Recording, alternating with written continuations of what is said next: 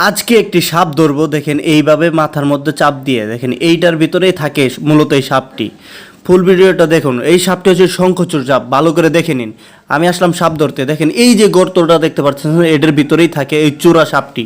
দেখেন মাথা কিভাবে বের করে দেয়, কেউ না থাকলে সে বেরিয়ে নিচের দিকে আসে, আবার উপরে যায়। আর কাকা বাড়িওয়ালা আমাকে একটি মই দিল, মইটি দিয়ে আমি উপরে উঠতেছি। উঠা এখন দেখেন সাপটিকে আমি এইভাবে ধরবো।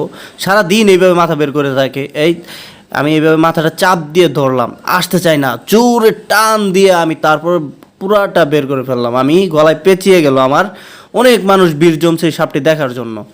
মূলত আমি সাপটা এইভাবে ছেড়ে দিলাম, সবাই ভয়ে পালাইতেছে। আসলে ভয় পাওয়ার কোনো কারণ নাই, যেহেতু আমি আছি এই জায়গায় নিজে। তাই দেখেন সাপটি, আমি ভয় পাই না, কারণ সাপ ধরতে ধরতে আমার একটা অভ্যাস হয়ে গেছে। সাপটিকে একটা বোতলের ভিতরে ঢুকিয়ে আমি সাপটি, দেখেন কি করি, ভিডিওটা শেষ পর্যন্ত দেখে যান। আর যারা আমার এই ভিডিওটা দেখতেছেন, আপনারা এরকম ভিডিও পেতে আমার পেজটি অবশ্যই ফলো করবেন ভাই, কত কষ্ট করে ভিডিও করি।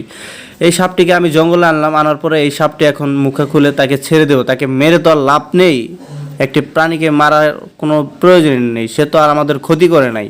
এভাবে মুক্তি দিয়ে দিলাম। তো ভাই, ভালো লাগলে ভিডিওটা অবশ্যই একটা ফলো লাইক দিবেন।